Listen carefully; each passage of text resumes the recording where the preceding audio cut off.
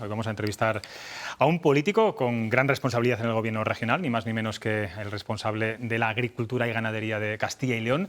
Pero en esta ocasión no vamos a preguntarle por el campo, ni la PAC, ni la cosecha de este año. Hoy nos interesa su historia, su experiencia después de 80 días hospitalizado por COVID en el Río Ortega de Valladolid, 61 en la UCI y más de la mitad de ellos totalmente dormido e intubado. Después de casi 5 meses de convalecencia, esta mañana se ha incorporado a su puesto al frente de la consejería y ha asistido al Consejo de Gobierno, y la verdad es que le agradecemos que después de todo este tiempo y esta dura experiencia hable por primera vez en este programa en cuestión de prioridades. Jesús Julio Carnero, buenas noches. Muy buenas noches. Antes de comenzar la entrevista, quiero que veamos unas imágenes de esta mañana, cuál ha sido el recibimiento que le han hecho los consejeros, los miembros del Gobierno regional, y luego lo comentamos. Vamos a verlas.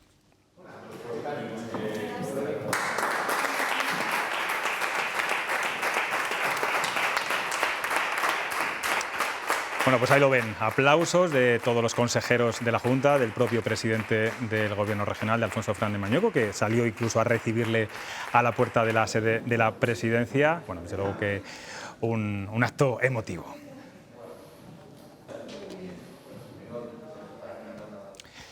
Bueno, ¿cómo está de fuerzas, de ánimos? ¿Cómo ha sido este primer día de trabajo?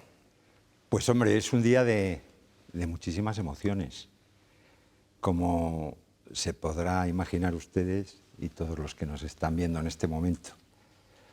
De emociones y también de satisfacción, porque gracias a Dios pues puedo contarlo y yo creo que eso es muy importante. Bueno, hay que seguir mirando hacia adelante, pero teniendo muy claro que hay que mirar hacia adelante desde el presente siempre. Vuelve usted con las prioridades, nunca mejor dicho por el nombre de este programa, cambiadas. Usted dijo en una carta que pensaba que era dueño de su vida, pero que no, que la vida no nos pertenece. ¿Lo que ha vivido le ha servido para darse cuenta que también en la política hay que relativizar y ver las cosas de otro modo? Hay que relativizar todo y en todos los ámbitos, en los personales, en los sociales, en los profesionales, en los políticos, cómo no. Está muy bien traído el nombre de este programa, cuestión de prioridades, hay que priorizar. Y como bien decía usted, la vida no nos pertenece, yo por lo menos así lo he sentido.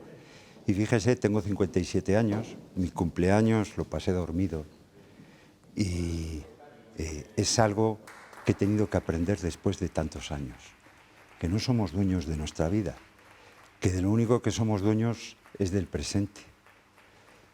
El maestro Calamaro, Andrés Calamaro, dice que, bueno, que la vida es un regalo y un presente. Y yo, eso que oía antes en sus canciones, lo oía de pasada.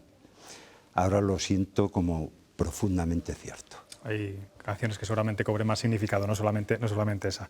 Bueno, usted da positivo un 29 de enero, su neumonía empieza a empeorar y en pocos días su estado se agrava hasta que tiene que ser ingresado en la UCI del hospital. 3 crisis ha tenido fuertes, usted me ha dicho antes, 3 veces he estado a punto de morir. ¿Fue consciente antes de todo esto, de esta situación? ¿Llegó a pensar que no podría? ¿Tuvo miedo? Tuve miedo, vamos a ver. Cuando te dicen que te tienen que sedar, es un momento crítico, porque lo único que se te abre delante de ti es un silencio oscuro y absoluto, nada más. Pero es necesario porque no hay vuelta atrás. O conseguimos que el sueño nos repare, o si no es así, pues la alternativa es un sueño eterno. Por tanto, es un momento muy difícil. Yo, cuando he estado dormido, sé que lo he pasado mal porque me lo han transmitido los médicos. Y una de las veces estuve muy mal estando despierto. Y esa es una experiencia que te cambia, que te amolda, que hace que la cuestión de prioridades de tu vida se modifique totalmente. Yo estoy tremendamente agradecido, en primer lugar, a la fe. Creo que es muy importante para abordar una situación de estas, tener fe, creer en Dios. Respeto al que no crea, al que sea ateo, o sea agnóstico, o tenga otra creencia religiosa. Pero a mí me ha ayudado. Y eso es muy importante y lo quiero poner en primer lugar dentro de esa cuestión de prioridades. La primera prioridad para mí ha sido la fe, me ha ayudado. En segundo lugar, la labor de los sanitarios. Y hoy están aquí en este programa perfectamente representados por el presidente del Colegio de Médicos de aquí de Valladolid. Los sanitarios, desde los médicos, pasando por las enfermeras, por los auxiliares, por los celadores, por los fisioterapeutas, por el personal que trabaja en la cocina. Todos son sanitarios en un hospital. Y a mí ellos me han ayudado muchísimo. Estoy aquí gracias a ellos. Gracias no solo a su buen hacer y su buen saber, sino sobre todo y ante todo a su humanidad, al trato con el paciente, al cariño, al cuando me veía caído, cómo inmediatamente aparecía una enfermera o aparecía un auxiliar o aparecía un médico y tiraban de mí hacia arriba. En tercer lugar, también muy importante, pues algo que creo que es muy importante tener en cuenta, y esto se lo digo a los jóvenes, es fundamental hacer deporte. El que tengamos una reserva en nuestro cuerpo, en nuestro físico, para que en algún día, si tiene que ser necesario utilizarse, se pueda utilizar. El tener unas buenas condiciones físicas. Yo he hecho mucho deporte durante mi vida y en este tiempo he agradecido muchísimo el haberlo hecho. Y lo sigue haciendo. Me ha reconocido antes que hace 20 kilómetros de bicicleta Ahora ya casi estoy todos los haciendo días. casi todos los días bicicleta y, no está mal. Y sigo haciendo rehabilitación porque tengo que seguir haciéndola, pero es que no lo puedo dejar. Es que me he dado cuenta de lo vitalmente importante que es estar en unas condiciones físicas adecuadas. No se trata de ser Nadal, se trata simplemente de tener unas reservas para cuando la ocasión lo requiera que se pueda tirar de ahí. Y en último lugar, en cuarto lugar, el ánimo. El ánimo me parece fundamental. El ánimo es muy fácil perderlo en una UCI. La UCI es un sitio terrible. La UCI es un sitio terrible porque la situación en la que te encuentras es muy mala, muy precaria, si no, no estarías ahí. Y entonces, bueno, de la UCI lo importante, yo lo decía en ese escrito al que usted se refería, lo importante es poder salir llorando, como cuando se nace, porque el que sale de la UCI vuelve a nacer. Es verdad que todos hemos tratado a los medios de comunicación también, por supuesto, a los enfermos de COVID, a los fallecidos como un mero número. No es el caso de los sanitarios. Allí en los hospitales no se trata a la gente así, se trata con esa humanidad. Y, bueno, lo decía usted antes, han sido sus salvadores sanitarios, pero imagino que también sus salvadores morales. En eso coinciden todos los enfermos que han pasado por un hospital, ¿no? Mire, la medicina tiene una componente química, una lex artis, pero tiene una componente humana fundamental. Es decir, que el médico te acompañe, que el enfermero te acompañe, que el auxiliar te acompañe. Es que hay momentos en que lo único que necesitas es, fíjese, una mirada.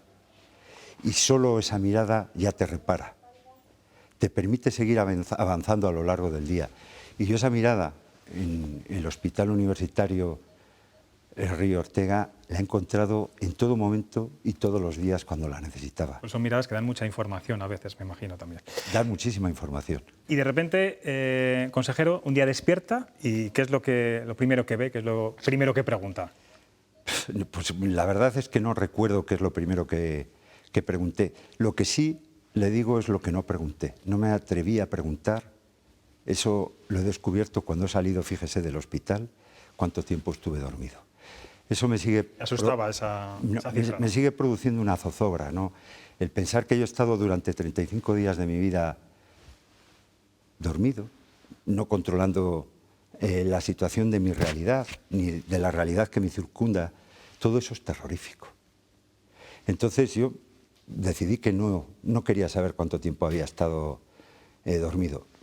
A raíz de escribir el artículo que mandé a los medios de comunicación, es cuando me tuve que poner con el calendario y empezar a decir, este día estaba positivo, este día ingresé en el hospital, este día me subieron a la UCI, este día me dijeron que me tenían que intubar, este día me desperté, conté y llegué a la conclusión de que había estado 35 días de mi vida, que gracias a esa labor tan magnífica, tan profesional, tan exquisita, de los médicos que son profesionales de aquí, de Castilla y León, que son de muchos pueblos de nuestra comunidad autónoma, pues hicieron su labor y estoy aquí. Decía en ese artículo también que cada cama cuesta 20.000 euros, que es como estar subido en un Ferrari. Ahora que ha vivido de cerca y de forma intensa la sanidad, ¿qué carencias ha percibido? Imagino que ha tenido alguna conversación con la consejera de Sanidad, habrá hablado de las bondades, pero también le habrá dicho esto hay que cambiarlo, esto no puede seguir así.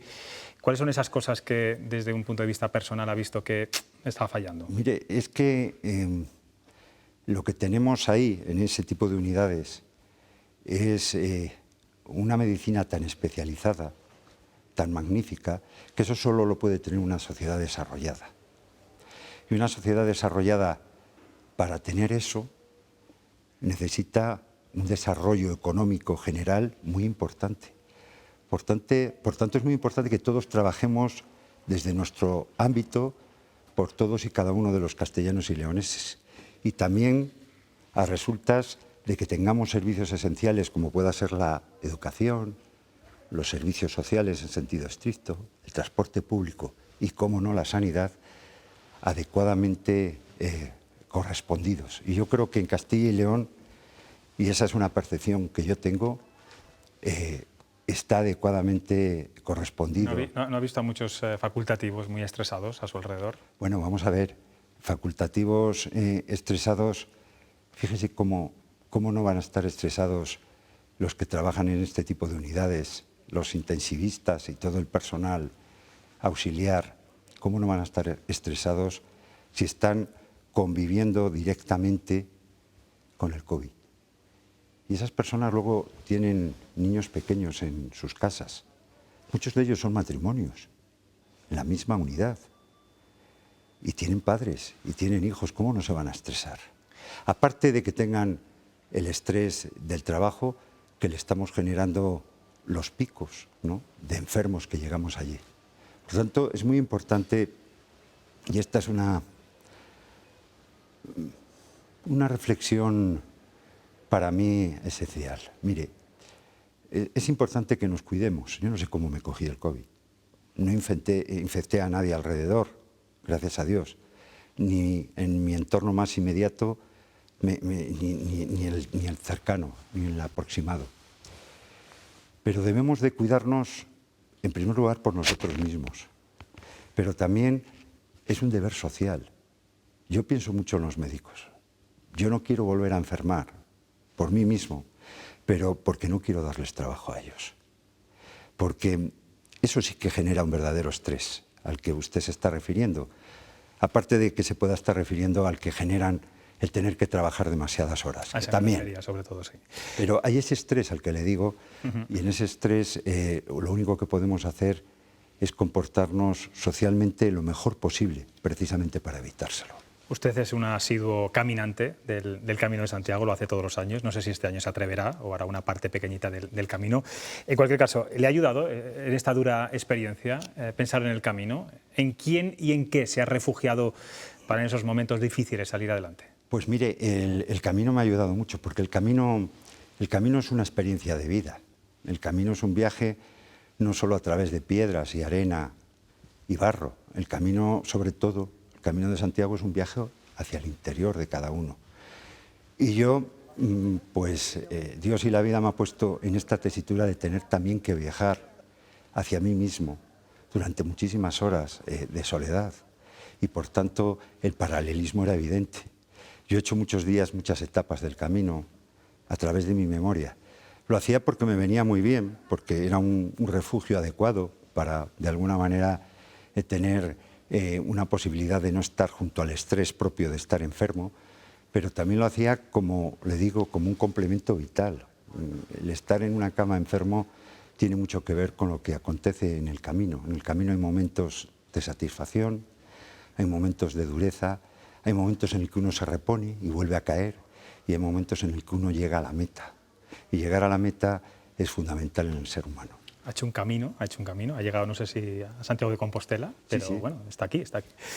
He llegado. A usted le intubaron, consejero, Y fuera, en la política, pasaron muchas cosas. Un terremoto político tremendo, con moción de censura incluida aquí en Castilla y León, de la que usted, claro, no se enteró. Podía haber despertado y no ser consejero, podía haber ocurrido eso. Pues hombre, podía haber ocurrido eso, y si hubiera ocurrido, pues bueno, pues habría pasado, pero fíjese cómo estaba yo, como para pensar en que era consejero o dejaba de ser consejero. Mire, un día, habían pasado bastantes días, después de haberme despertado, entró una enfermera y me empezó a contar, ¿no? Y yo dije para mí, ¿pero qué me está diciendo esta mujer? Que si Murcia, que si Castilla y León. O sea, que ningún familiar y ningún político le quiso decir nada. Bueno, no había habido oportunidad, porque además uno se tiene que aislar, o sea, no lee periódicos, no oye radio, no ve televisión, no tiene ganas apenas de nada. Uno se concentra en sí mismo, en ese camino, en ese viaje hacia el interior que le decía antes. Y luego ya cuando bajé a planta, mi mujer me empezó contando, Rosa me empezó contando algo tan elemental para que usted se dé cuenta de lo perdido que han dado, como es el resultado de las elecciones catalanas. Y dije, claro, Dios mío, te has equivocado, no puede ser eso. Bueno, pues a partir de ahí fue cuando empecé a tomar conciencia de esa realidad que había acontecido, de esa realidad que la podemos denominar volátil. Mañana pasamos a fase 1, lo ha aprobado usted en el primer Consejo de Gobierno después de su enfermedad. Ya estamos cerca de la nueva normalidad y, bueno, no sé si corremos el riesgo, pienso yo, de relajarnos en exceso. ¿Qué mensaje daría a la gente usted que, como ha dicho, ha estado cerca de la muerte? Pues lo decía antes de alguna manera, el que tenemos que ser responsables, en primer lugar individualmente, pero con un efecto que es social, hacia los que nos rodean, hacia nuestras familias, pero también pensando, por ejemplo, como le decía antes, en el personal sanitario. Es un buen objetivo, ¿no? Pensar en alguien que cuida de ti, el que tú evites ponerte malo para ponerle en una posición complicada o difícil. Por tanto, pasamos a una fase que es buena, estamos en una peste. Y de las pestes se acaba saliendo. Y yo estoy convencido que vamos a acabar saliendo de ella. Yo quiero tener aquí un recuerdo para todas aquellas personas que se han quedado por el camino, para todos aquellos sanitarios que han luchado para que no se quedara demasiada gente en el camino, también, por todas esas familias que han sufrido. Pero en todo ese proceso tenemos que ser todo menos volátil, como decía antes. Tenemos que tener los pies en el suelo, estar tranquilos, cuidarnos a nosotros mismos para así cuidar a los demás. No es una cuestión de decir me pongo o no me pongo mascarilla. Si la mascarilla nos lo tienen que decir quien sabe de esto, los expertos. Si tenemos que seguir con la mascarilla, debemos de seguir con el hidrogel o no debemos de seguir. Debemos de atender las pautas de quien sabe de esto, porque en ellos nos va lógicamente la vida. Consejero, aquí hay tres tertulianos, como ve. Uno de ellos es médico, es el presidente del Colegio de Médicos de Valladolid. Como ha hecho muchas referencias a él, vamos a permitirle que sea el primero que formule la pregunta. Lo primero que quiero hacer es agradecerte los agradecimientos que nos has dado a todos los profesionales sanitarios. Y además, lo has dicho muy bien, los trabajadores sanitarios somos un equipo coral. Tan importante es el médico como la cocinera, como la limpiadora. Son fundamentales. Has hablado de la formación, del compromiso, de todo esto. Es importante, pero nosotros tenemos que agradecer que estamos en un país que tiene un modelo sanitario que si no hubiésemos tenido este modelo sanitario, que algunos le pueden haber hablado muy mal durante esta pandemia, pero que si no hubiésemos tenido este modelo de asistencia sanitaria, hubiésemos sido incapaces, el país, de poder sobrellevar todo esto. Y el modelo que tenemos, un modelo que es social, que es igualitario, que es homogéneo, que es accesible para todos los ciudadanos, cosa que no ocurre en otros países. Entonces tenemos que poner en valor, y te lo agradezco, a todos los profesionales, pero también el modelo solidario que tenemos de financiación pública y de acceso libre para todo el mundo. Te doy la enhorabuena porque habrás bien leído y habrás visto las estadísticas, y es que el 50% de los que entran en la UBI no sale. Has contado dos momentos críticos y yo los vivo porque los he vivido con pacientes míos, con algunos pacientes que ya no he vuelto a ver después de de ese momento en el que pasas a la parte oscura, ¿no? Cuando te dicen, le vamos a intubar, le vamos a sedar, y tú te sientes como que te han apagado y que no sabes si vas a despertar y cómo te vas a encontrar. Y ahora recuerdo a una compañera mía, que la quiero muchísimo, que ella se despidió de todos los profesionales cuando la intubaron, cuando pasó a ese fase, y se despidió de los familiares. Ella es médico, era médico, digestóloga, y se despidió en ese momento, y luego cuando nos lo contaba su entorno era emocionante. A mí me ha emocionado lo que has contado, porque estaba viendo también a esta compañera, a esta amiga mía, y bueno, has hecho un relato súper entrañable y la importancia que tiene, como has finalizado tu intervención, hablando del compromiso social, ¿no? Nos tenemos que cuidar a nosotros, pero es que tenemos que cuidar a los demás, y de lo que nosotros hagamos también depende de los demás. Si nosotros no enfermamos, el sistema sanitario va a tener capacidad de respuesta para otras personas que lo van a necesitar. Entonces, en aquellos factores que es muy importante el comportamiento individual, pues es lo más solidario para los demás. Jesús Julio, a colación de lo que decía José Luis, yo no sé si llegaste a despedirte de la gente cuando te dijeron que te iban a intubar. Claro. Tuviste que hacerlo. Claro. Arenales. Pues la verdad es que es absolutamente, Jesús Julio, sobrecogedor. Yo no tengo nada más que decirte que gracias. Tranquila, Arenales, no te preocupes. Lo lamento. Él sabe que mi madre, que le quiere mucho, le ha rezado todos los rosarios que se ha podido. Yo he hecho las caminatas y estábamos todos sobrecogidos, porque la verdad es que ha sido, perdonadme, ha sido No pasa nada. Ha sido muy duro. Y cuando hablabas, José Luis, del estrés de los médicos, yo que también tengo familiares médicos y enfermeras, no solamente el estrés de los picos de trabajo, sino que es que, a mí me lo cuenta mi hermana, es que están conviviendo con la muerte a diario. O sea que, enhorabuena, si yo, que no he tenido el COVID, he profundizado en la vida espiritual y en la fe con esta pandemia, solo por estar encerrada en casa, que no habrá hecho Jesús Julio y que le habrá engrandecido y fortalecido. Por lo tanto, gracias y enhorabuena, Jesús Julio, por estar con nosotros. Gracias. Bueno, Jesús Julio. Chema, por último.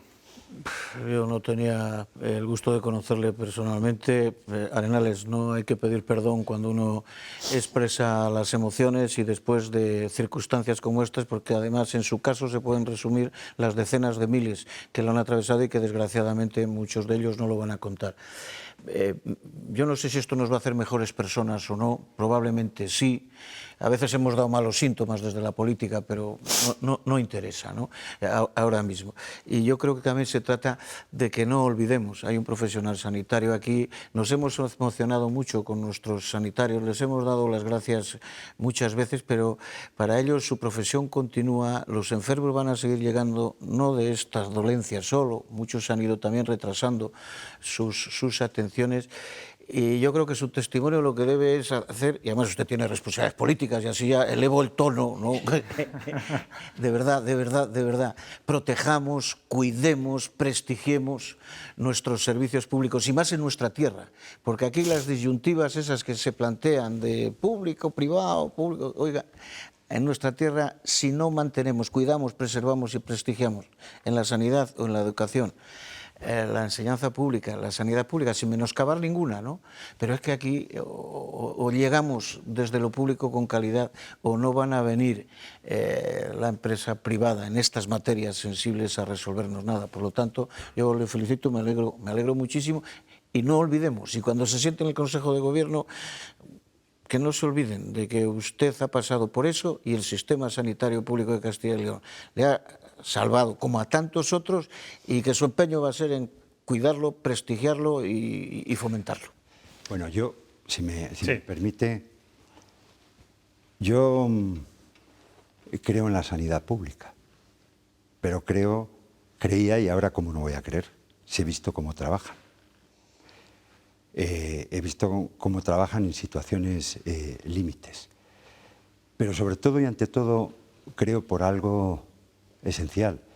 A mí me trajo al mundo mi madre, pero ayudada por un médico de pueblo que era un funcionario público. Y a mí me enseñó a leer y a escribir don Emeterio, un maestro de pueblo que era funcionario público. Por tanto, yo creo en la función pública, en toda la expresión y en toda la panoplia de lo que implica ser funcionario público. Los funcionarios públicos son necesarios, yo lo soy también, aparte de estar ahora desempeñando un puesto político. Por tanto, creo profundamente en la sanidad pública, sin perjuicio de que también creo que el sol sale para todos y que puede haber distintas opciones y distintas posibilidades dentro de la sanidad. Pues Jesús Julio, qué pena no tener una Compostela para entregártela aquí en este momento, por este viaje, este camino que emprendiste y que has llegado victorioso. Nos has dado una lección de vida y de muchas cosas. Te deseo toda la suerte del mundo y espero además que esto sirva para reforzar también muchas cosas. Me encantaría darte un abrazo, no podemos, vamos a hacer un puño así, de Castilla y León Televisión para el consejero de Agricultura. Muchas gracias. Gracias de verdad, porque ha sido muy interesante y muy especial que hoy estuvieras aquí en este plato. Muy amables, y a todos los oyentes que nos están viendo, un deseo: que se cuiden. Eso es.